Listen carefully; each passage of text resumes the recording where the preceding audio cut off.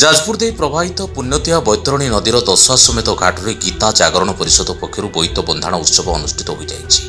परिषदर सभापति प्रतिमाकर सभापतित्व में अनुष्ठित यह उत्सव को जाजपुर विधायिका सुजाता साहू मुख्य अतिथि भाव जोगदे आनुष्ठानिक भाव उद्घाटन करते। अन्यतम अतिथि भाव जाजपुर पौरपालिकार अध्यक्ष रंजुलता होता, मुख्य वक्ता भाव राष्ट्रपति पुरस्कार प्राप्त शिक्षक पंडित भूपति भूषण मिश्र, वरिष्ठ शिक्षाविद वैकुंठनाथ पति प्रमुख जोगदे अतीतर नौवाणिज्य परंपरा संपर्क में आलोकपात करते। यह अवसर में जिलास्तरीय बोईत बंधाण कार्यक्रम अनुष्ठित होता। अन्वेषण थिएटर ग्रुप पक्षर साधव पुओ बहु बेश हो बैतरणी नदी कूल बोईत बंदापना करते।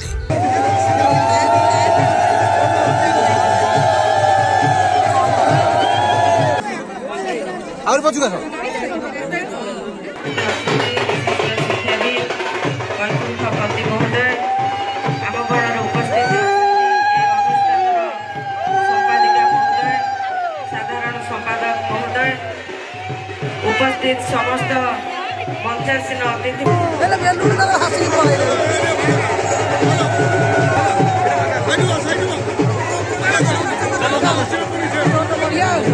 ए बोईत बंधाण उत्सव को देखा हजार हजार संख्यक श्रद्धालु को भीड़ लगी।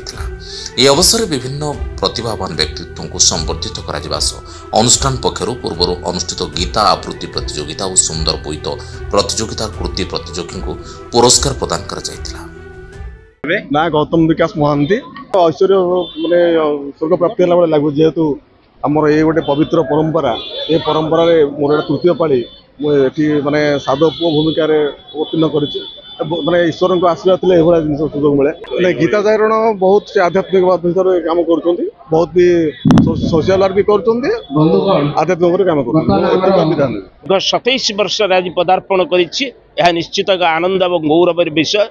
जाजपुर माटी हूँ ऐतिह्य संस्कृति और परंपरार माटी अतीतर गौरव उज्ज्वल परंपरा को जनमानस आउ थे प्रकाशित करने ये अनुष्ठान जो उद्यम करता निश्चित भाव में स्वागत योग्य। तले मात्र सन्देह ना कार्तिक पूर्णिमा केवल कार्तिक पूर्णिमा भाव में नुहे बरं यह रास पूर्णिमा नाम सुपरिचित। आज राहु महाग्रहंकर जयंती एवं गुरु नानकंकर जयंती एभली एक पवित्र दिवस जोठी बैतरणी कूल दशाश्वमेध घाटे महाप्रभु जगन्नाथ सम्मुख ये उत्सव समस्त मन में आमर अतीतर परंपरा को स्मरण कर अतीतर साधव पुओ माने यही माटी ही जाऊले जाभा बोर्नियो सुमात्रा सिंहल प्रभृति द्वीप को जो वाणिज्य करी ये ओडिशा माटी को अर्थनीति दृष्टि समृद्ध करने जो प्रयास करुले ताहा निश्चित भाव में आज आम अनुसरणीय एते मात्र सन्देह ना एवं सही परंपरा को उज्जीवित रखी आगामी पीढ़ी मान हाथ को यही संवाद को आम बढ़े देवाई चेष्टा करूँ निश्चित भाव में यह आमर सफलता पथरे सहायक हम ए मात्र सन्देह ना।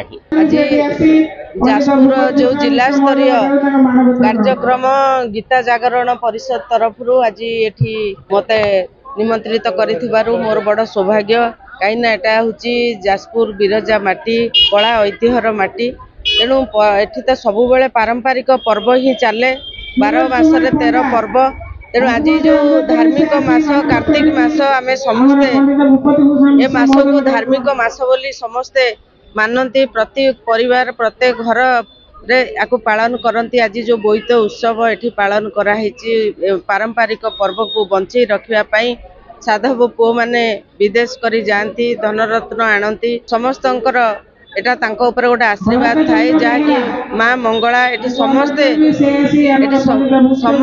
निजर अभिनय सहित जेमिति पारंपरिक पर्व को बंचे रखापी आज ये कार्यक्रम।